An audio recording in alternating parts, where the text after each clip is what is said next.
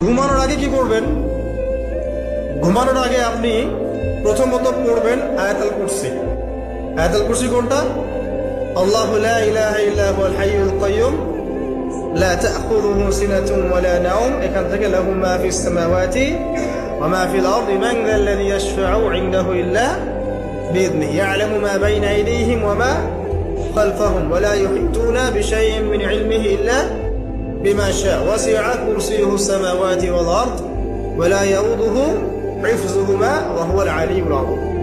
সূরা বাকারার আয়াত নাম্বার 255। সূরা বাকারার আয়াত নাম্বার 255 হচ্ছে আয়াতুল কুরসি। ঘুমানোর আগে আয়াতুল কুরসি পড়বেন বিছানায় গিয়ে।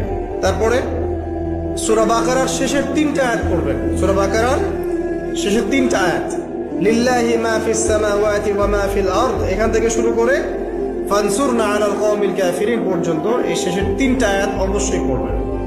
ঘুমানোর আগে যে ব্যক্তি আয়াতুল কুরসি পড়বে, আল্লাহর পক্ষ থেকে একজন ফেরেশতা তার কাছে থাকবে সারা রাত। এই ফেরেশতা ওই ব্যক্তিকে পাহারা দেবে ইনশাআল্লাহ। কোনো বিপদ আপদ তাকে স্পর্শ করবে না ইনশাআল্লাহ।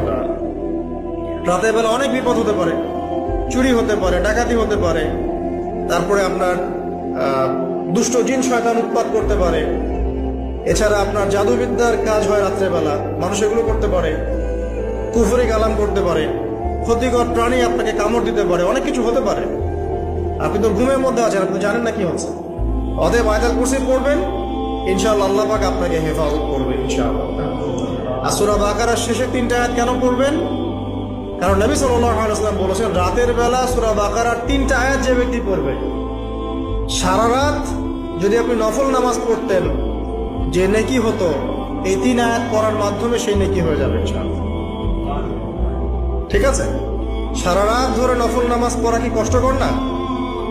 এটা সবচেয়ে সহজ হচ্ছে আপনার সূরা বাকারার শেষের 3টা আয়াত পড়বেন, ঘুমিয়ে যাবেন ইনশাআল্লাহ।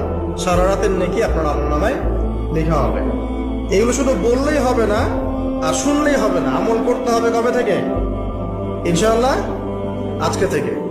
আল্লাহ পাক সবাইকে আমল করার তৌফিক দান করুন, আমিন। এরপর কি করবেন? এরপর 3 কুল পড়বেন। কয় কুল? 3 কুল। কোনটাকে 3 কুল বলে? বিসমিল্লাহির রহমানির রহিম, কুল হুয়াল্লাহু আহাদ, এটা একটা। কুল আউযু বিরাব্বিল ফালাক, এটা একটা।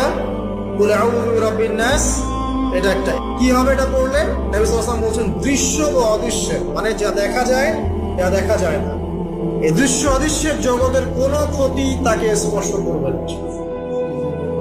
প্রোটেকশন, আল্লাহর পক্ষ থেকে প্রোটেকশন। আর এটা যখন রাতে পড়বেন তখন এভাবে পড়বেন। একবার সূরা ইখলাস, কুল হুয়াল্লাহু আহাদ, তারপর সূরা ফালাক, কুল আউযু বিরাব্বিল ফালাক, তারপর সূরা নাস, কুল আউযু বিরাব্বিন নাস পড়ে দুই হাত একত্রিত করে ফু দিবেন। দিয়ে মাথা থেকে নিয়ে এভাবে, পুরো মাথা থেকে নিয়ে পুরো বডি এভাবে মাসাজ করবেন, এভাবে। ঠিক আছে? এটা 3 বার করবেন, একবার না। একবার পড়বেন, আরেকবার 3 বার। এরপরে পড়বেন সূরা কাফিরুন। কোন সূরা? কুল ইয়া আইয়ুহাল কাফিরুন লা আ'বুদু মা তা'বুদুন। এই সূরাটা পড়বেন লাকুম দীনুকুম ওয়ালিয়া দীন পর্যন্ত। কি হবে? আল্লাহর রাসূল সাল্লাল্লাহু আলাইহি ওয়াসাল্লাম বলেন যে রাতের বেলা ঘুমানোর আগে কেউ যদি সূরা কাফিরুন তেলাওয়াত করে ঘুমিয়ে যায়, আল্লাহ পাক ওই ব্যক্তিকে শিরকের পাপ থেকে মুক্ত রাখবেন ইনশাআল্লাহ।